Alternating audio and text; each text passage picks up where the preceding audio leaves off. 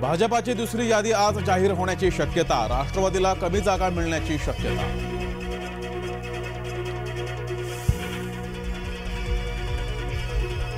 महाविकास आघाडीत बिघाडी होण्याची शक्यता, मवियाचा 3 ते 5 जागांचा प्रस्ताव वंचितला अमान्य, सूत्रांची जय महाराष्ट्राला माहिती।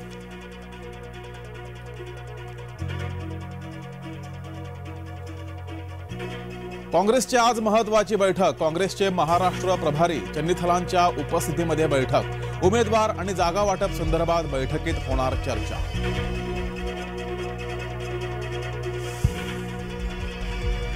पुण्यामध्ये भाजपातील अंतर्गत धुसफूस चव्हाट्यावर, मुरलीधर मोहोळ यांच्या विरोधात भाजपाचीच फलकबाजी।